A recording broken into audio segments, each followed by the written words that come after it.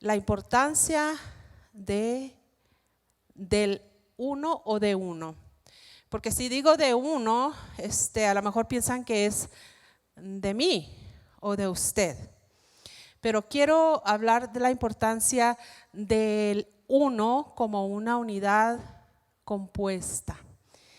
Y cuando podemos llegar al nivel de entender la importancia del uno en una unidad compuesta, entonces esa mentalidad nos va a producir un fruto a nuestra vida. Así que para apoyarnos en la palabra, yo les invito a ponerse de pie y a leer conmigo el capítulo 15, Lucas capítulo 15. Amén. Digan, es bueno el Señor. Amén. Lucas capítulo 15, verso 3 y 6. Cuando me vean así es que tuve un pequeño ataque de asma y me queda la flema, por un rato.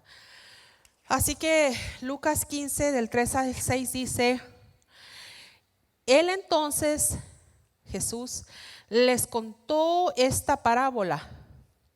Supongamos que uno de ustedes tiene 100 ovejas. 100 son muchas. Pierde una de ellas. No deja a las 99 en el campo y va a buscar a la oveja perdida hasta encontrarla, y cuando la encuentra, lleno de alegría, la carga en los hombros y vuelve a la casa. Deja a las 99 en un redil, va por esa una y la trae de nuevo al redil. Ahora vamos a la otra cita de Juan, el Evangelio, en el capítulo 17. Y dice: no solo ruego por estos, refiriéndose a sus apóstoles, ruego también por los que van a creer en mí por el mensaje de ellos, para que todos sean uno. ¿Quiere repetir conmigo? Para que todos sean uno. Padre, así como tú estás en mí, yo estoy en ti. Otra unidad compuesta. Permíteme que ellos también estén en nosotros, lo que compone otra unidad, para que permite que ellos también estén en nosotros, para que el mundo crea que tú me has enviado. Aquí está la razón de la unidad.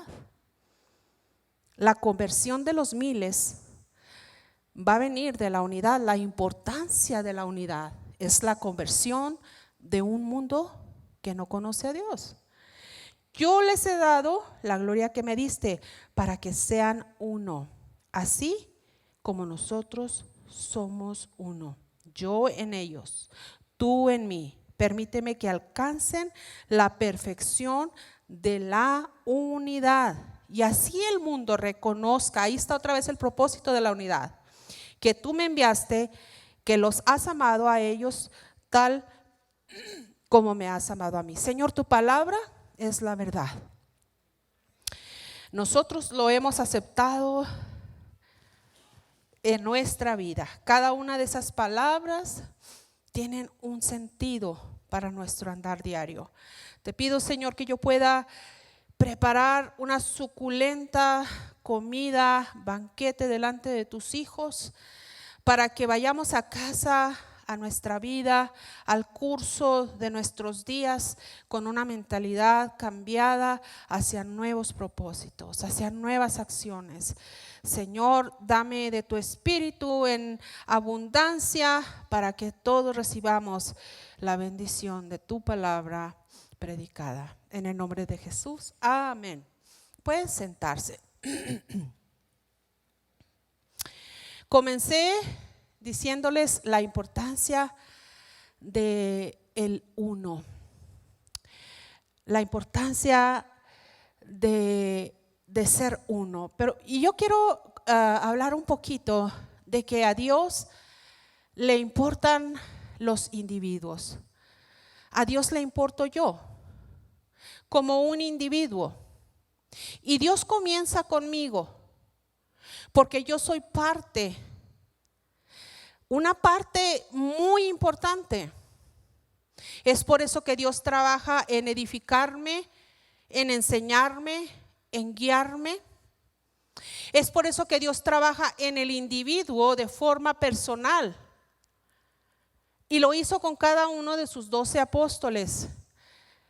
Tal como ellos eran en su personalidad, Dios los levantó, los edificó, los enseñó. Porque Dios comienza conmigo. Dios no me anula. Dios no me traspasa. No me ignora para hacer una unidad compuesta.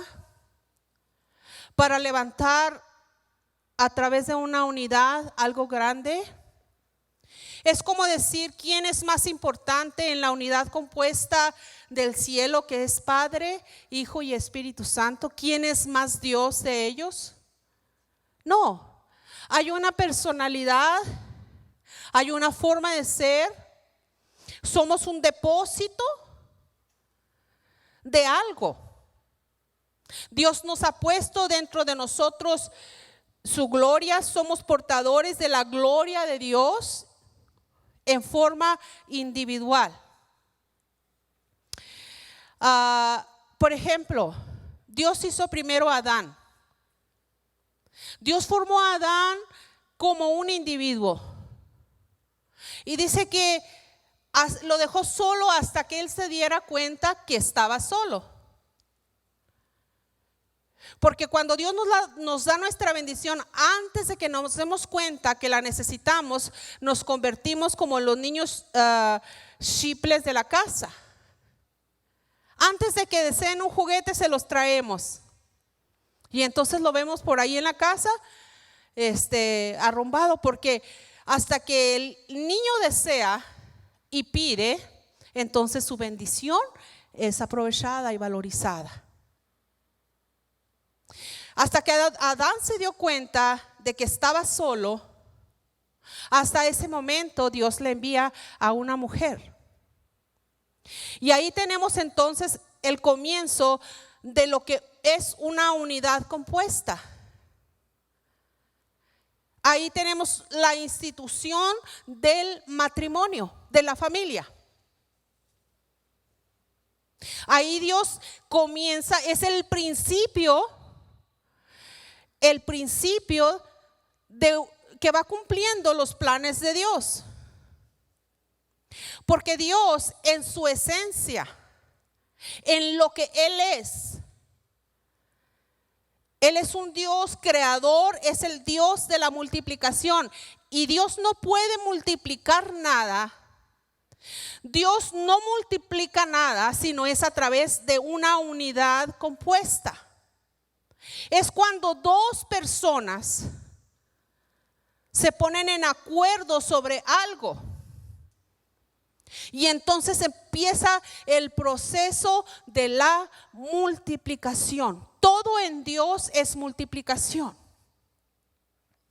Todo en Dios es grandeza. Todo en Dios es poderío. Todo en Dios es majestad. Ese es al Dios que nosotros servimos. Así que cualquier otro pensamiento que no colabore con esta mentalidad y conocimiento de Dios, es que hay un engaño. Es que algo tiene que cambiar. Cuando Satanás se acerca a Eva y le habla como individuo y le dice: serás como Dios. Apela a uno de los instintos que nosotros tenemos a querernos quedar como individuos, como solos, como únicos. Porque es ahí donde se carga en la mentalidad de únicos, Se retroalimenta el orgullo. Se retroalimenta la soberbia. Cuando nosotros nos salimos del plan de Dios de pertenecer a una unidad compuesta, ya sea comenzando por el matrimonio, para la procreación de hijos, y siguiendo por todo otro tipo de unidades donde hay la gran posibilidad de fecundación. Cuando dos mentes, estoy hablando de dos solamente, pero las unidades pueden ser sencillamente sin límite. Unirnos para propósitos sin límite. La iglesia cristiana, en mi entendimiento, en mi forma de verlo, no se ha reproducido a la capacidad que tiene, porque tiene un Dios poderoso. Tiene a Jesucristo que pagó el precio para la salvación de los hombres. Y tiene el poder del Espíritu Santo depositado en la vida de la iglesia continuamente. Dios no quita su espíritu de su iglesia nunca, jamás. Pero cuando nosotros no nos ponemos en acuerdo, cuando no hay acuerdo, al menos de dos personas, es entonces cuando el poder de la fecundación, de la multiplicación, de la abundancia se queda en retraso.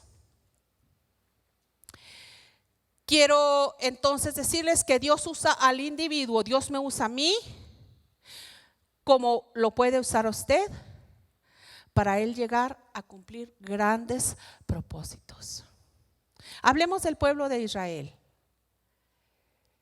Cuando Moisés fue llamado, porque él supo que él tenía un llamado a salvar al pueblo de Israel, él lo quiso hacer solo. Y dice que cuando ve peleando a dos personas, entonces él los reprende y termina matando a uno de ellos y tiene que huir. Y es hasta que está ya en ese retiro de tantos años que comprende que una persona no puede reproducirse. Que una sola persona, sin convertirse en unidad compuesta, no puede hacer la obra de Dios. Fue hasta ese momento que Dios le dijo: ok, ahora te voy a enviar a Aarón. Y cuidadosamente, si usted lee el libro de Éxodo, se va a dar cuenta de qué forma tan interesante Moisés entendió que haciendo un equipo de liderazgo, él podía llegar a cumplir esa gran obra. Moisés llegó en un punto en su vida en que él se sintió totalmente impotente y dijo: yo cómo voy a ir a decirle al faraón y no me va a creer, y cómo el pueblo que voy a conducir y sacar de Israel, de Egipto, me va a creer. Cuando él se sintió que él solo no podía, entonces Dios le enseñó la más importante lección. Es verdad, solos no podemos. Y vamos a hablar un poquito de la primera unidad que nosotros practicamos, conocemos, en la que nos movemos en el día a día. Vamos a hablar de la unidad del matrimonio. Cuando nuestra pareja y nosotros no trabajamos en esa unidad, no aportamos a la unidad, no caminamos en la unidad, los primeros que van a notarlo son nuestros hijos. Y en esa falta de unidad empieza el quiebre de la familia. Empezamos a ver cómo la familia empieza a desforzarse y a dejar de ser ese núcleo de fuerza que va a ser el apoyo para generaciones. Toda instigación del enemigo, toda vez que usted vea que algo le quita la intención de trabajar como un cuerpo, como una unidad, de caminar en los propósitos para producir fruto, no viene de Dios. No viene del Señor que empiece a disgregarse los propósitos de la pareja, porque vendrán a trascender en nuestros hijos y en nuestra generación. Déjeme decirle la importancia de mantenernos unidos. Este pueblo que sale de Israel, de Egipto, el pueblo de Israel que sale dirigido por Moisés, ellos vienen, es una mole de 600,000 personas, dice que hombres, y de ahí agréguele, dice que algunos más se juntaron en ese grupo, y finalmente ahí no están contadas las mujeres y los niños. Y ellos salen guiados por su líder, Moisés, a su libertad.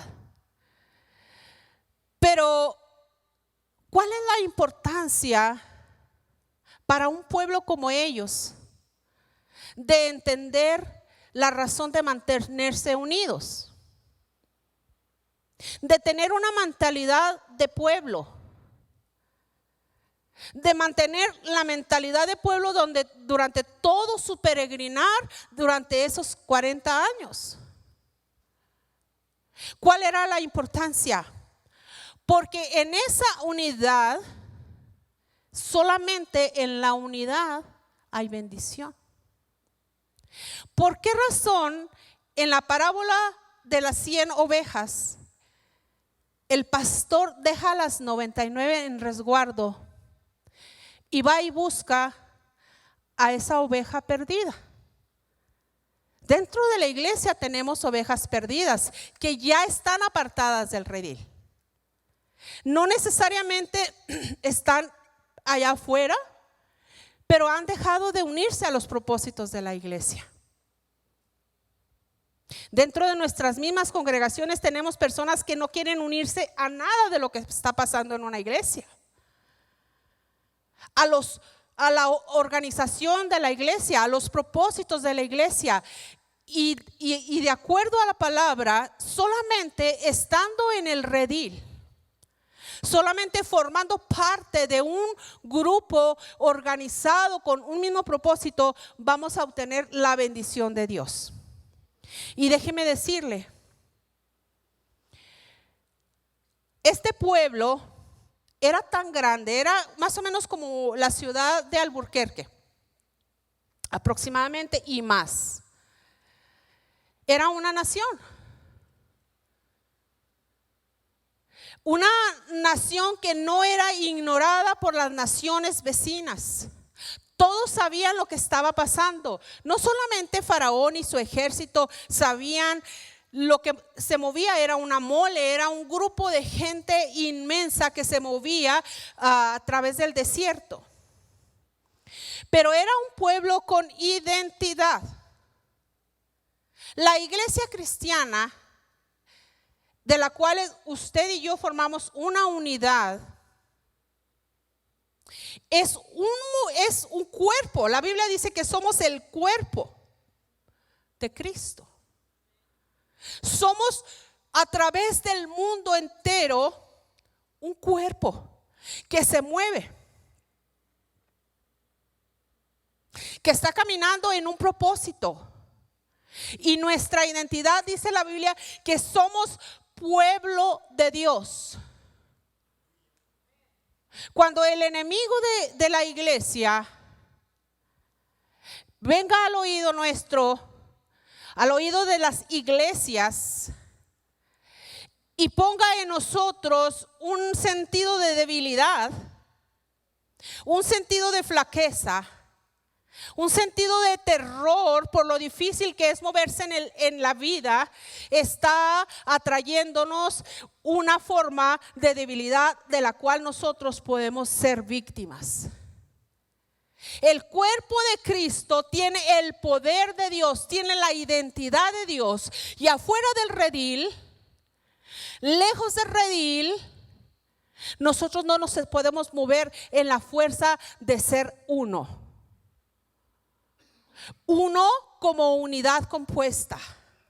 Aquí en esta ciudad de Farmington, usted, Iglesia Sinaí, está representando al cuerpo de Cristo. Como tal, usted es pueblo santo adquirido por Dios para anunciar las grandezas del Señor. Todo pensamiento contrario a eso no acarrea la bendición. Como unidad compuesta que somos la Iglesia de Dios, también tenemos la bendición de la provisión. Dice la Biblia que este pueblo tan grande, pues ellos no podían sembrar, no tenían territorio para sembrar. Estaban caminando en el desierto. Y allí en el desierto, el Señor les proveyó el pan, les proveyó carne, les proveyó agua. Como un pueblo bendecido, siempre, hermanos, nosotros tenemos el derecho a la bendición del Señor. Y es solamente cuando nos quedamos como la unidad compuesta, cuando no nos salimos del redil, cuando no caminamos afuera del redil, sino nos mantenemos unidos lo más posible como un cuerpo, es ahí donde Dios enviará provisión. Así que decía el hermano que dirigió ahorita, no importa si el mundo está cerrando las oportunidades de trabajo. Nosotros como individuos, como parejas, como familias, como iglesia, tenemos que saber que el dueño del oro, de la plata, de la provisión, de los trabajos, de toda bendición es el Señor. Pero tenemos que mantenernos unidos. Todos unidos. Es verdad, hermanos, que hay una tendencia a disgregarse. Y no siempre la disgregación o salirse de los grupos es físicamente. Muchas veces estamos en el grupo, pero no estamos ya ahí. Hemos dejado de darle la fuerza al grupo. No están nuestras emociones con el grupo. No hemos llegado al nivel de abandonar la iglesia o el cuerpo de Cristo, de retirarnos. Estamos en la iglesia, pero ya no estamos ofreciéndole la fuerza, el talento y la capacidad y todo lo que la unidad da. Y hermanos, nomás en la unidad hay bendición. Si usted y yo estamos jugando con ese importante factor que está en el corazón de Dios, si nosotros no estamos tomando en cuenta la importancia de estar, pero estar con todo, empezaremos a ver escasez en nuestra vida. Empezaremos a ver cómo lo edificado se cae. La importancia de la unidad, de estar en el redil, también está en recibir la bendición de la guianza. Dice la Biblia que el pueblo de Israel tenía una nube. Me encanta leer esta historia del pueblo de Israel, de su peregrinar por el desierto. Porque somos tan parecidos a ellos, hermanos. Imagínense, dicen que en los desiertos la oscuridad es tremenda. Imagínense un pueblo de más de 600,000 personas, seguramente muchas más, lo doble o triple que esto, porque no se cuentan mujeres y niños.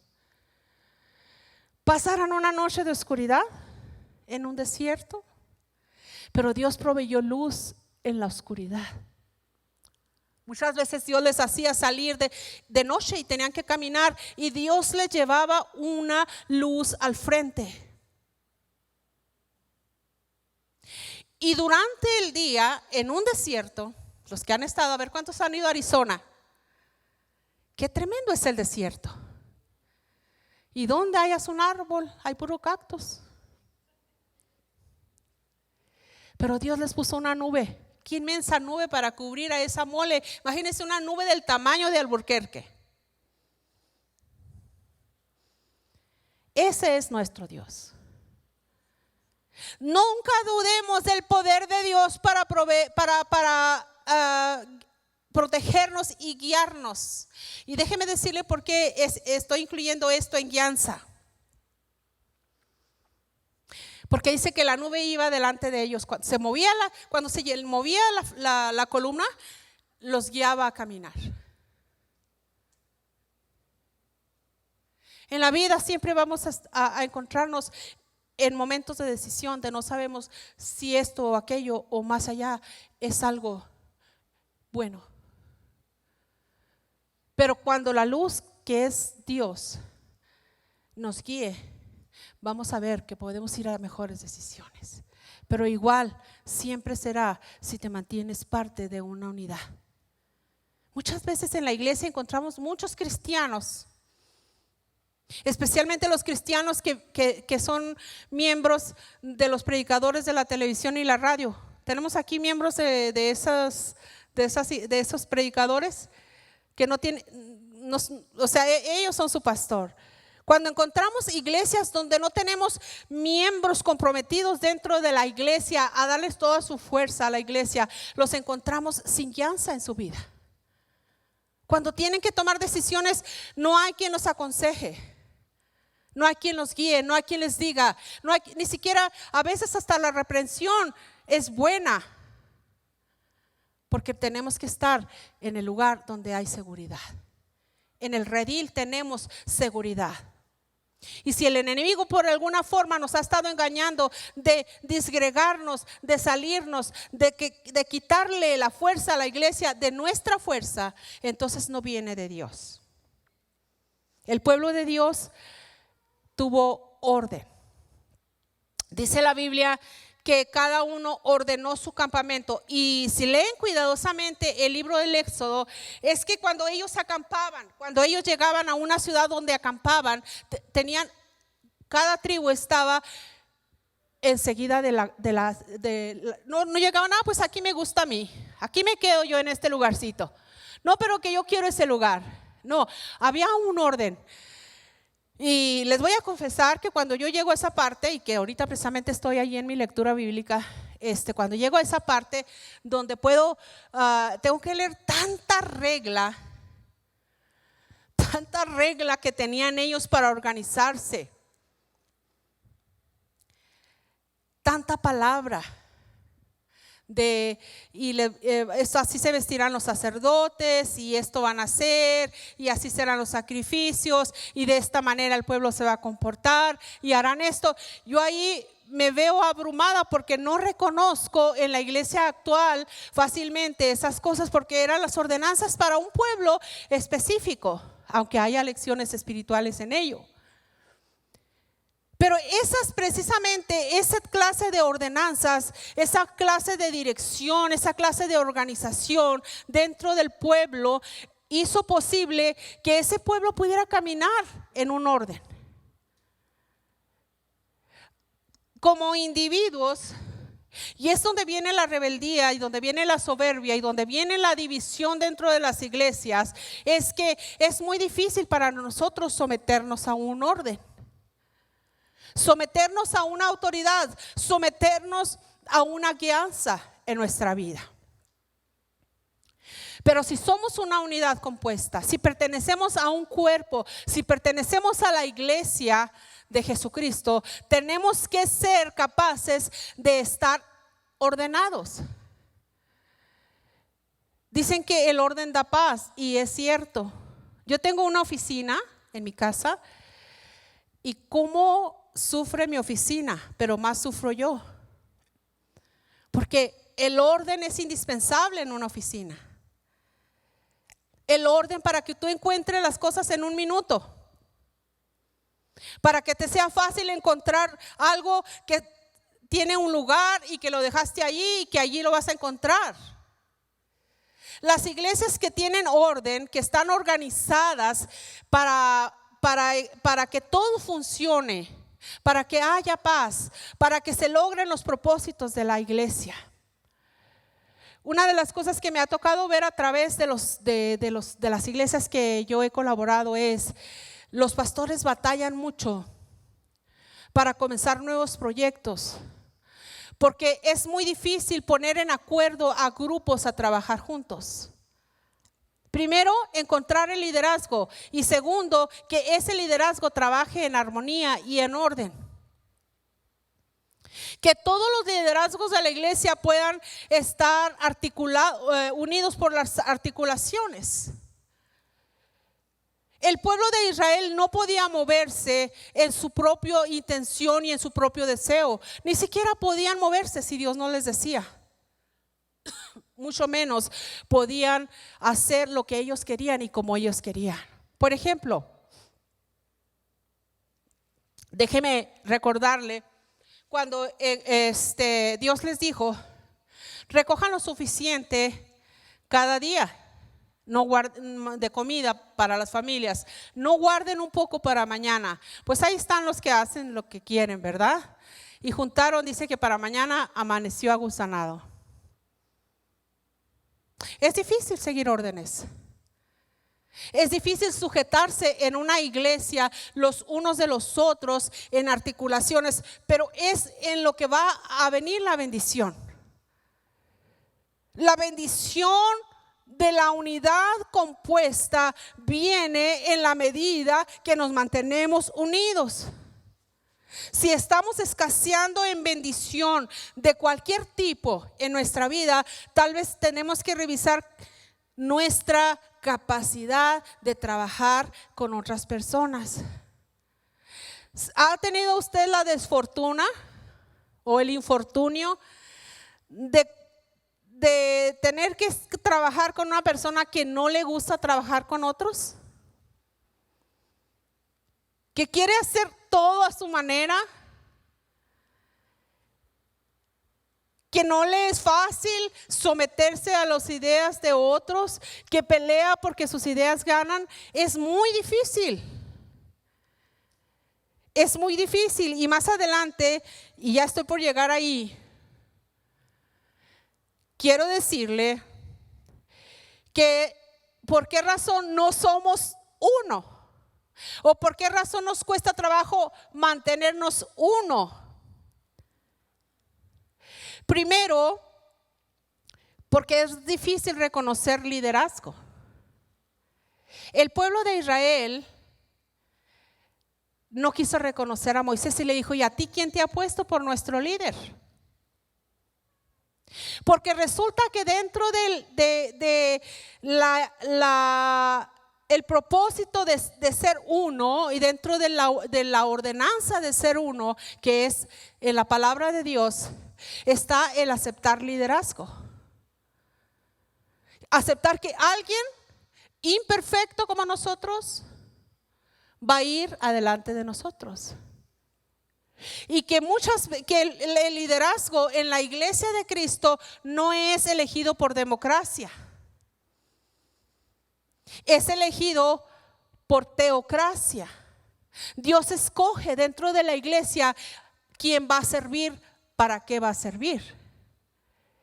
Y una de las cosas que nos aleja del redil, que nos saca del redil y hace que el pastor tenga que ir por nosotros allá donde andamos y nos coja en los brazos y nos diga: mira, tienes que estar en el redil, tienes que estar en la unidad, tienes que volver a ser uno, tienes que volverte al propósito original, no puedes estar en lo tuyo, no puedes estar haciendo lo tuyo, tienes que estar en el propósito original de la unidad. Es porque rechazamos liderazgo. No importa qué tan grande sea nuestro liderazgo, porque podemos aquí esta tarde tener sentados a grandes líderes. Yo trabajo ahorita precisamente en mi iglesia, estoy formando equipos de liderazgo, estamos organizándonos con nuevos proyectos de trabajo, y cuando hay nuevos proyectos de trabajo necesitamos más liderazgo. Y uno de mis más grandes retos sí es escoger a un líder. Uno de mis más grandes retos es levantar a una cabeza. Pero el siguiente más grande reto es que la gente que va a trabajar con ese grupo lleguen a amar a su líder, a seguir a su líder, a trabajar con un sí con su líder, para que no se pierda tiempo en afinar a ese grupo. Y otro de los retos más grandes que se nos presentan a los pastores es hacer que los grupos de los proyectos, porque la iglesia trabaja en función de proyectos. Hay iglesias que tienen 10 proyectos, 5 proyectos, 10 proyectos, 15 proyectos, 20 proyectos, no sé cuántos proyectos tenga su iglesia. El proyecto es en el que usted está trabajando. Mira, ahí hay un proyecto, ahí hay otro proyecto. Tenemos proyectos, la iglesia trabaja en proyectos. Y conforme más crece la iglesia, pues se abren más proyectos. El siguiente gran reto para mí, organizando proyectos dentro de la iglesia, llámele ministerios, llámele proyectos, equipos de trabajo que funcionan para un propósito. Por ejemplo, déjeme decir esto, el siguiente es armonizar a cada uno de esos proyectos juntitos. Hacer de cada uno de esos proyectos un solo proyecto, porque suele suceder que en nuestras iglesias a veces esos grupos no se unen. Yo sé que en esta iglesia sí, ¿verdad? Aquí son todos bien unidos. Pero en algunas iglesias que yo conozco, batallan los grupos para unirse. Batallan los grupos para ser uno. Les voy a dar un ejemplo. Las iglesias que comenzaron hace 20, 25 años, para no irnos muy atrás, ellos son los que hicieron los tamales para construir la iglesia. Y digo porque nosotros, nuestras iglesias no deberían ser, deberíamos de dar bien nuestras finanzas y así no hacemos tamales, ¿verdad? No deberían haber actividades financieras en la iglesia si la iglesia da como debe de dar. Pero en su defecto, pues ellos son los que trabajaron. En su defecto, ellos edificaron estos templos. Ellos hicieron una obra que los nuevos que vienen no han hecho. Y les pasa lo que los de la parábola. Contó Jesús una parábola y dijo: un hombre tenía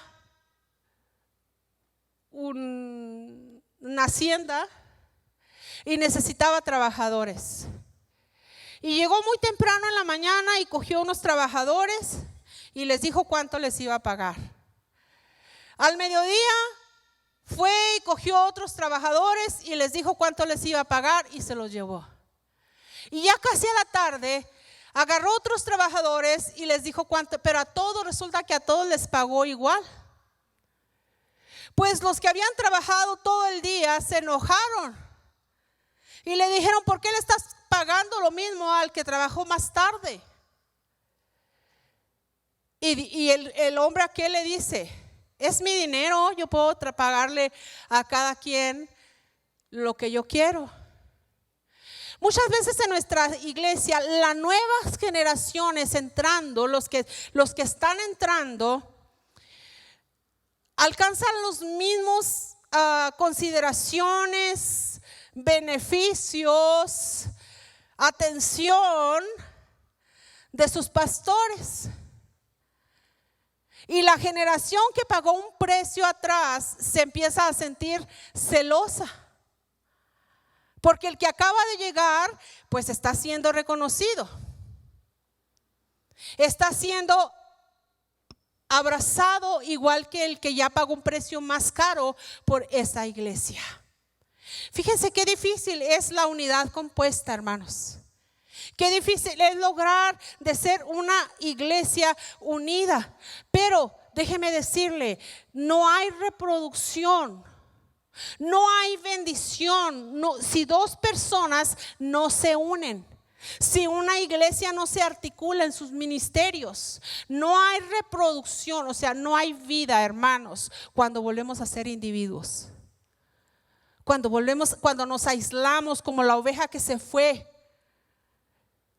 Necesita Dios traer a esa oveja, a ese pastor y volverla a integrar al grupo, porque se acaba la bendición que te da identidad, la bendición que te da provisión, la bendición que te da guianza, La bendición que te produce orden. La bendición que te protege del lobo feroz que está afuera. Estás afuera del redil, decidiste irte al redil. Ya se los dije, no solamente físicamente, a veces nos vamos emocionalmente. Y la razón que es muy difícil ser uno es entonces porque es difícil reconocer nuestros liderazgos. Es difícil compartirlo todo. Me acuerdo que cuando me casé, mi esposo a veces batalla para hallar los calcetines. Nomás el mío, el del esposo de ustedes nunca batalla, ¿verdad? Ustedes se los tienen bien ordenaditos. Pero mi esposo yo me acuerdo que cuando nos casamos, él quería ver los calcetines como él le gustaba, como cuando estaba soltero. Pues no era tan fácil porque ahora teníamos 8 manos más que las de él. 8 manos más. Es muy halagador, hermanos, ser una persona. Aquí les cuento otra cosita que cuando recién nos casamos, vino una hermana de la iglesia y me trajo un pastel de 3 leches. Y era un pedacito así chiquito, así mire. Y pues yo estaba enamorada y lo guardé para las 5 que llegara mi esposo. Y luego llega mi esposo y yo dije, ay, pues nos lo vamos a comer. Una mordidita él, una mordidita yo. Una mordidita él, una mordidita yo. Y llega mi esposa y le digo, mira lo que me trajo la hermana Flor. Y entonces mi esposo agarra el pedazo de pastel y se lo metió todo de un solo así. Y hasta ahora se acuerda, hermano, que yo lloré. Lloré. Porque yo quería pastel y yo lo guardé porque ya no era yo un individuo, ya era, yo quería compartir. Es muy difícil compartir nuestro tiempo, nuestras finanzas, nuestros dones, nuestros talentos. Es muy difícil, pero no hay otra forma de ser bendecidos más que en esa unidad. Solamente en la unidad podemos alcanzar la bendición. Solamente en la unidad Dios alcanza su propósito. Esta iglesia que ustedes tienen aquí, que ya tiene, ¿qué diremos? Unos 120 individuos. Ya son una unidad que hace una fuerza en su ciudad. Y en la manera que lo entiendan, en la manera que hagan su trabajo, en esa unidad, aquí esta ciudad se va a dar cuenta, hermanos, que hay un poder que está actuando sobrenaturalmente en la ciudad. Si entendiéramos de que somos portadores, si entendiéramos que al andar aún como individuos en una tienda, paseando por los pasillos de una tienda, ahí se está moviendo el poder de Dios. Si entendiéramos que cuando nos reunimos 3 o 4 en una casa para invitar a personas nuevas a escuchar la palabra de Dios, ahí se está moviendo el poder de Dios. Cuando nos mantenemos unidos en los propósitos diferentes, porque cada proyecto tiene propósitos diferentes. Ahorita nada menos, yo estoy levantando 6 proyectos dentro de nuestra iglesia. Algunos de ellos ya estaban funcionando, pero estamos asignando más actividad a uno de los proyectos que ya estaban funcionando. Por ejemplo, tenemos el ministerio, voy a hablarles nada más de uno, el ministerio de bienvenida. Déjeme llamarle proyecto para que le quitemos lo religioso. Tenemos a una pareja que recibe en la puerta. No es cierto que tengo encargada a una hermana que tiene como 10 personas recibiendo. No es trabajo de ujier. Este no es un trabajo de ujieres, es un trabajo de bienvenida. Estas personas se dan el tiempo de hablar de 3 a 5 minutos. El ujier no tiene tiempo, el ujier saluda y da la bienvenida. Pero el ministerio de bienvenida recibe a esa persona. habla con ella 3, 4, 5 minutos, como se dé el tiempo, hace la conexión. En el final del servicio los pasan a un saloncito, le llamamos al conference room. Ahí les damos café, galletitas, los pastores vienen, los saludan, vienen, si esta pareja tiene niños, viene la persona encargada de los niños y le da la bienvenida y le dice, si tiene jóvenes, pues viene el pastor de jóvenes y le dan la bienvenida a esa persona. Pero no solamente eso. Esas 10 personas encargadas allá en la puerta de dar la bienvenida físicamente a las personas, va a hacerle una visita a su casa a esa persona que vino a la iglesia. Pero no solamente eso. Esa persona sabe, como ya entró al hogar de ese visitante, sabe cuál es su necesidad. Digamos que es una mujer que se separó de su esposo y tiene niños. Pues tenemos otro proyecto de un curso de 8 semanas encargado de dos, ahorita tenemos 2 hermanas haciendo eso. Tenemos muchos proyectos, ya le dije, tenemos muchos proyectos comenzando, pero la acomodamos a esa persona en su necesidad. Si está enferma, entonces mandamos al ministerio o a los que están encargados del proyecto de oración, mandamos a que le visiten al hospital. O sea, atendemos a la persona afuera de la iglesia. ¿Cómo podríamos hacer eso, hermanos, si no entendemos el concepto de la unidad? Si trabajamos para nosotros mismos. ¿Cómo pudiéramos hacer un trabajo de seguimiento? Y, hermanos, tenemos con este proyecto, yo creo que unos menos de 6 meses y la iglesia está llena. ¿Por qué? Porque entendemos que ir a la iglesia no es más que una sola cosa, es el día de celebrar. Pero el trabajo más importante se hace afuera de la puerta de la iglesia. Ese es el trabajo más importante.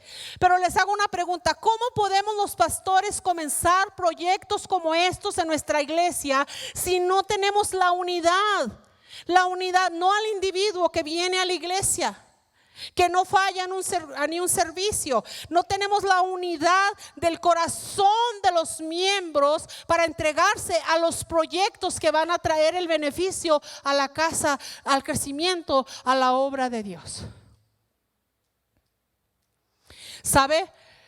Cuando lleguemos a ese nivel de entendimiento, cuando podamos entender que si yo me uno, voy a tener, mire, otra cosa que pasa lindo que ha pasado, que lo estoy viendo con mis ojos florecer, es que hermanos que tenían mucho tiempo dentro de la iglesia, fieles, que diezmaban, que ofrendaban, que nunca faltaban a los servicios, ahora han encontrado una alegría inmensa en incluirse al servicio de los demás.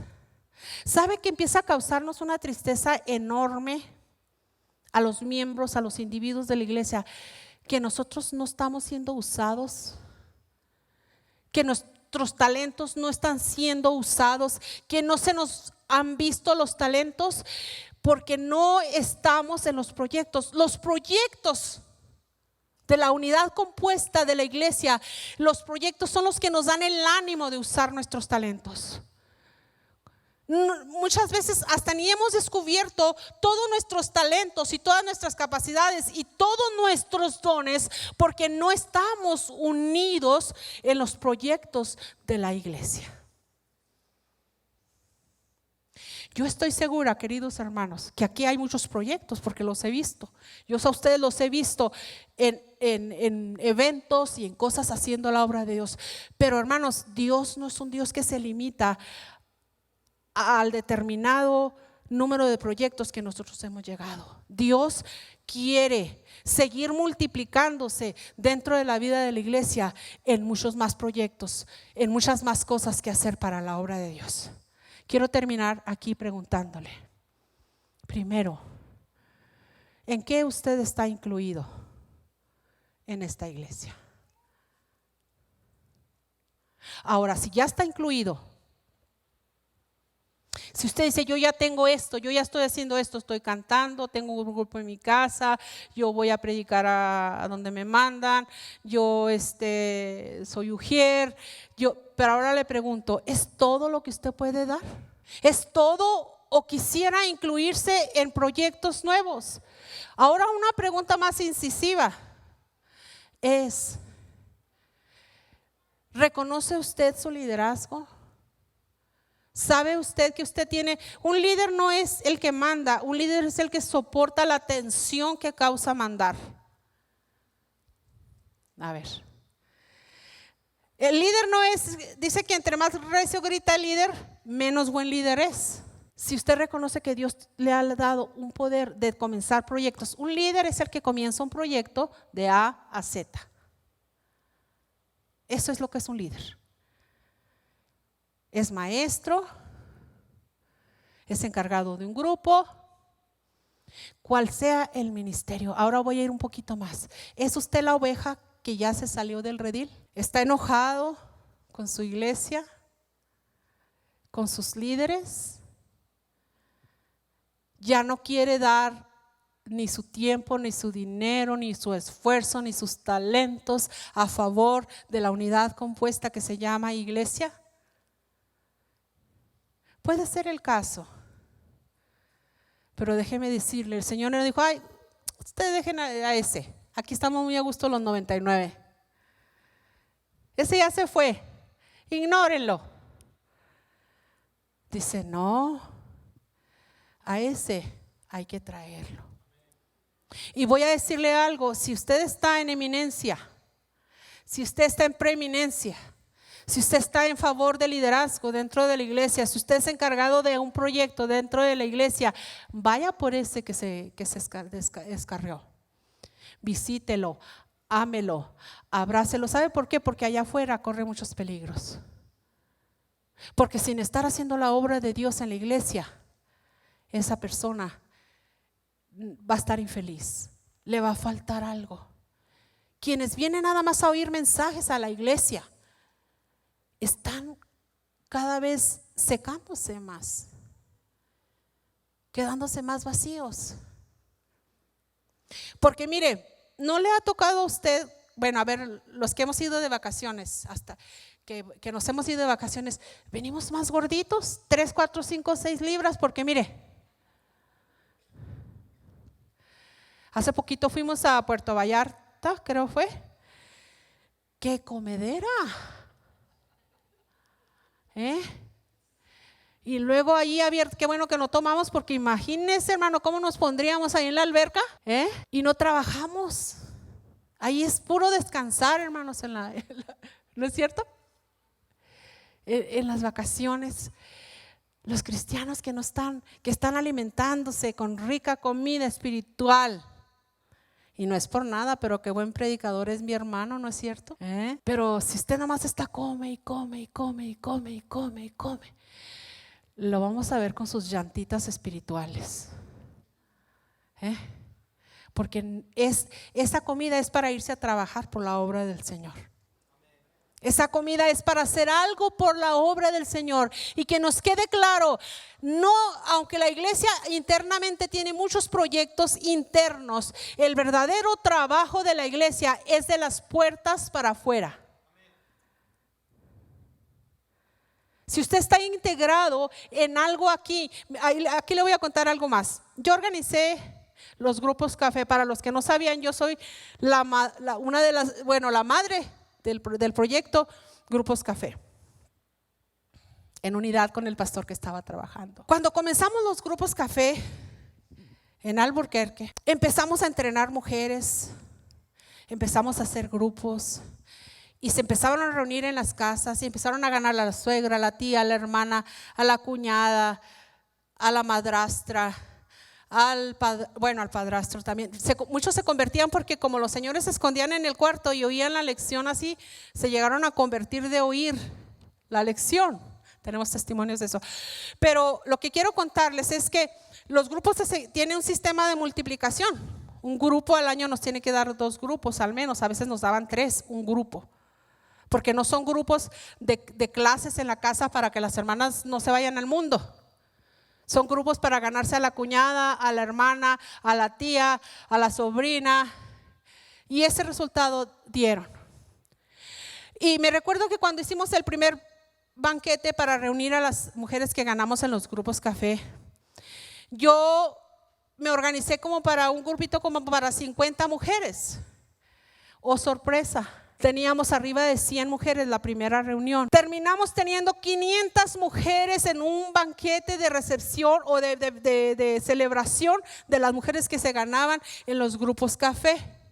Porque cumplieron su propósito, que era ganar mujeres, no reunir mujeres, sino ganar mujeres para Cristo. Pero cuando ya habíamos hecho mucho proceso de multiplicación, cuando ya se habían abierto muchos grupos, ya había generaciones como de cuatro años de multiplicación. Y yo seguía impulsando a la mujer a abrir nuevos grupos café. Yo veía una mujer, como veía a esta linda hermana que está ahí. Y hermana, usted por seguro esta semana iba a abrir un grupo café en su casa, por seguro. Yo así hacía con las hermanas, así que cuando me veían venir decían, ay, viene la hermana Dinora. Porque era seguro que iban a abrir un grupo café, pero que es que, no, mire así, y que, pero que, no, mire, si le hacemos así, y abrían un grupo café, y ganaban, como les digo, a su familia, sus familiares, sus amistades. Pero cuando ya muchas ya la iglesia se había llenado, y luego muchas de ellas venían de hogares destrozados, de familia, de divorcios, de muchas situaciones, y el Señor y el Evangelio arregla todo, ¿no es cierto, hermanos? Cuando ya veíamos que ellas vieron la bendición de Dios, porque es muy a gusto quedarse dentro de la cobertura de la bendición de Dios. Muchas de ellas ya no querían abrir grupos café porque, no, yo ya me subí al coro, ya no voy a abrir un grupo café. No, yo ya soy maestra de niños, yo ya no voy a abrir un grupo café. No, es que yo ya estoy en el ministerio de cocinar, ya no voy a abrir un grupo café. Y yo les dije, un grupo café, miren hermanos, evangelizar no es un ministerio. ¿Sabían ustedes que evangelizar no es un ministerio? Porque yo tengo un ministerio que usted puede no tener, y usted tiene un ministerio que yo pueda no tener. Pero usted y yo tenemos que evangelizar igual. Usted y yo tenemos que ganar almas, y un grupo café es para evangelizar. Es muy fácil, hermanos, quedarnos bien suaves, a gusto, en nuestra comodidad, haciendo lo que estamos haciendo. Pero el reto de hoy es, no te quedes como un individuo. No te salgas del grupo. No hagas al pastor tener que ir a traerte de donde estás. Siempre sé parte de algo. Está listo para comenzar cosas nuevas en las cuales se has propuesto. Pónganse de pie, por favor. Les invito a ponerse de pie. Y si alguno, fíjense nada más, si esta palabra llegó a uno, yo no me voy a sentir defraudada si no se llena aquí el altar. Yo no voy a decir mi sermón no tuvo éxito, porque yo he aprendido que Dios nomás necesita a uno que quiera y lo pone en acuerdo con este otro, y Dios puede hacer grandes cosas. Pero si la palabra esta tarde te dijo a ti algo, ya sea que ya estés en ministerio y tienes que tomar más responsabilidad, ya sea que no estés en ministerio y debas tomar responsabilidad, o ya sea que seas la ovejita que se salió del redil, cualquiera que sea, cada quien sabe. ¿Sabía que yo he tenido temporadas donde he sido la ovejita que se salió del redil? Hermana Dinora, sí. Yo he estado enojada. Yo me he enojado con los hermanos de la iglesia, con pastores, me he enojado, sí, cómo no. Porque no me tomaron en cuenta, porque no me valorizaron, porque no me invitaban a predicar, porque no me levantaron a otro nivel. Todos nos enojamos, todos nos cerramos, todos agarramos actitudes, todos guardamos nuestras tiliches, ¿no es cierto? Y ahí traemos la maleta. No saben de la que se pierden.